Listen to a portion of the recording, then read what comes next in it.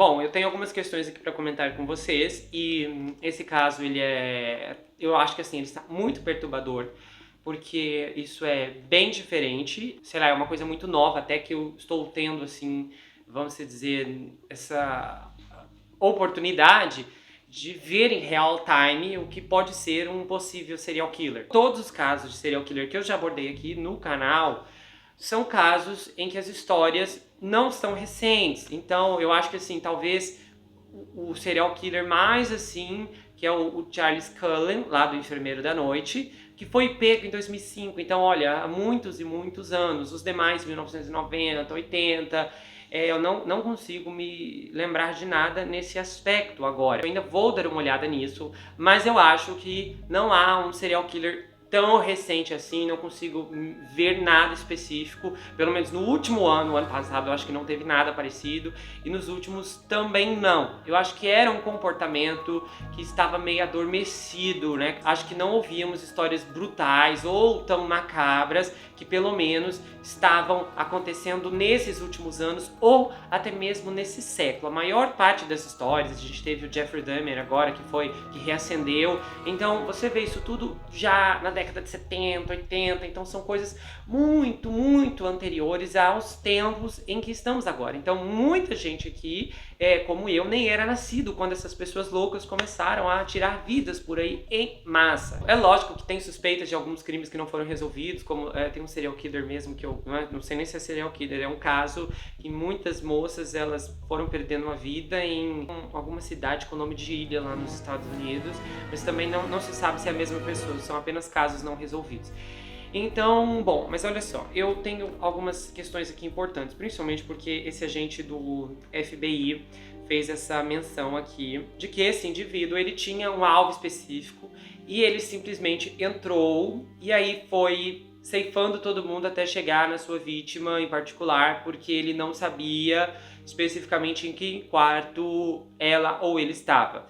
O que vamos descartar aqui no caso, o rapaz, o namorado, que é a única vítima masculina, o Ethan, porque ele não morava ali. Então seria um golpe de sorte, de repente, do culpado, se estivesse atrás dele, falar, não, você vai dormir aí? Então, sabe, só se for alguém conhecido, alguma coisa assim.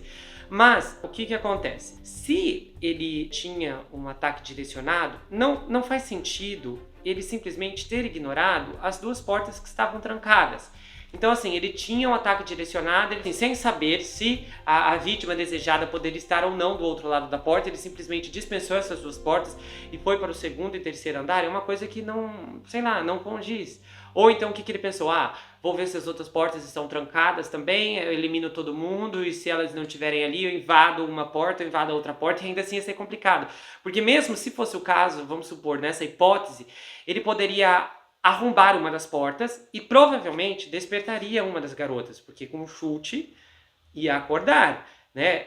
Eu acredito que sim. Se elas ainda não se sabe se essas duas meninas estavam numa festa, se estavam bêbadas, isso ainda não veio à tona. Eu não sei se a polícia vai divulgar isso. Isso talvez, acho que não seja nem inclusive uma informação importante de segurar. Tem a ver com uma possível culpa, né? Alguma coisa que possa ser usada como vantagem da polícia para com esse monstro. Mas o que acontece? Se isso vinha à tona em algum momento do estado de clareza das meninas, se elas já estavam dormindo quando todos eles voltaram para casa, porque os quatro estavam divididos em dois. Então o casal de namorados estava lá na fraternidade do Ethan e as duas meninas tinham ido numa festa e depois voltaram lá naquele food truck e então chegaram em casa. Então tem essas festas que a princípio para mim ainda não se encaixam, mas obviamente eu acho que aqui não é impossível haver uma explicação se de repente ele pensou isso mesmo. Eu tiro a vida de quem está com a porta aberta, mas ainda assim é uma coisa até difícil de pensar, porque e se todo mundo tivesse ali com a porta trancada? É até interessante as meninas estarem com as portas trancadas e o resto não. E especificamente também ainda não se sabe, né? É isso que a polícia está dizendo, mas isso é baseado em que tipo de prova?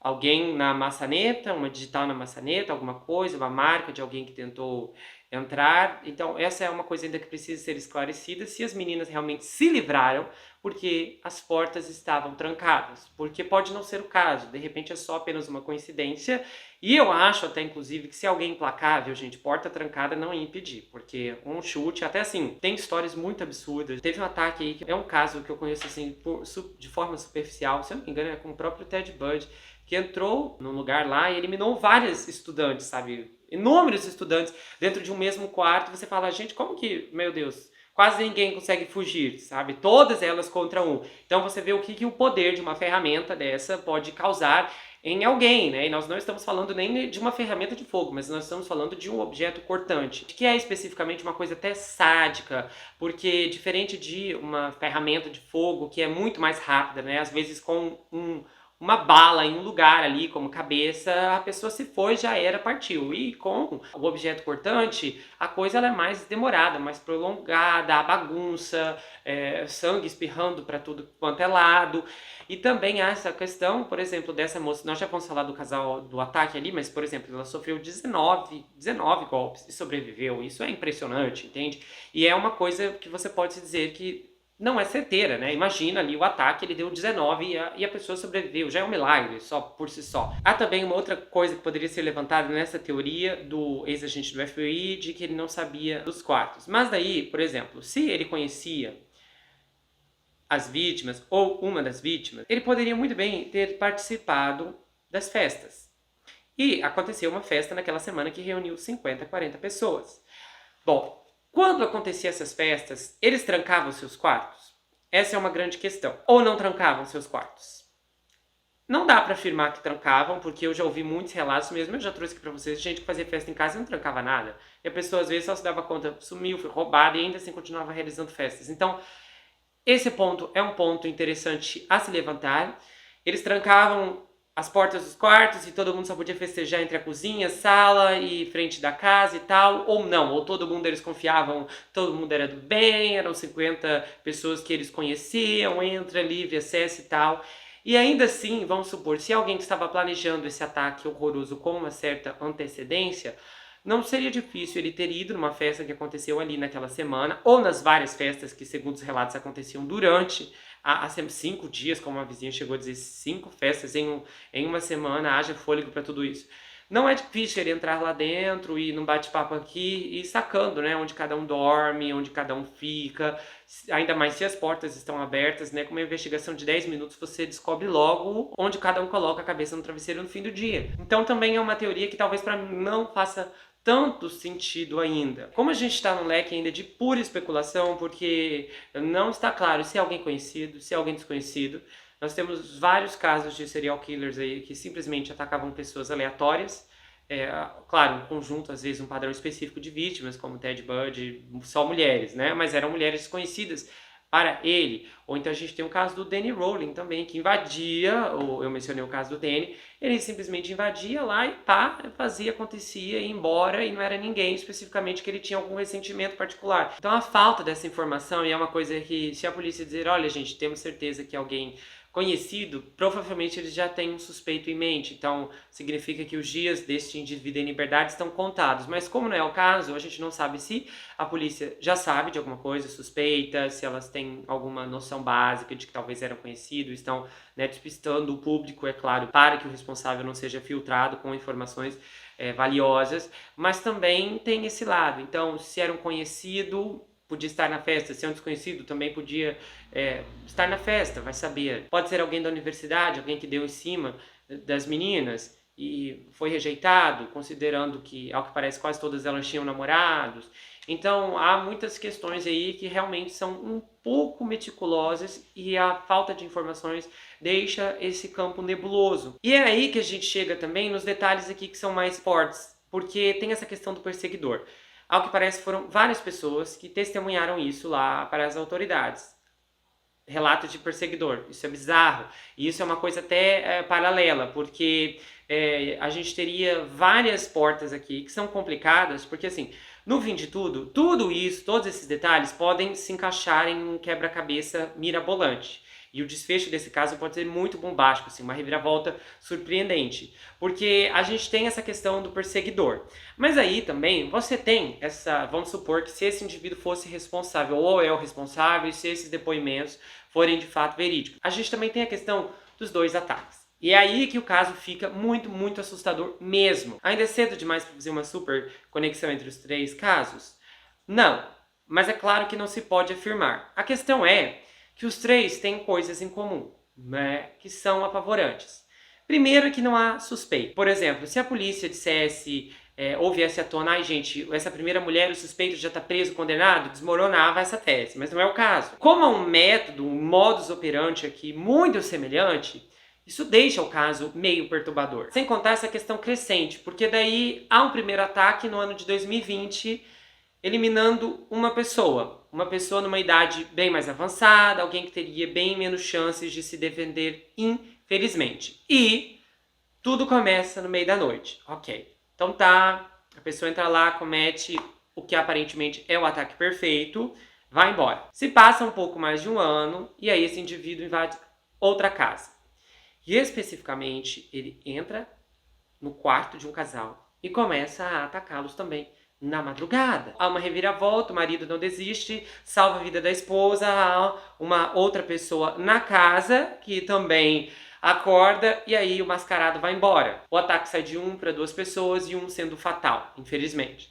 E aí se passa mais um ano, então 2020, 2021, 2022, há um ataque que elimina 4 pessoas de uma vez só, com um método novamente idêntico.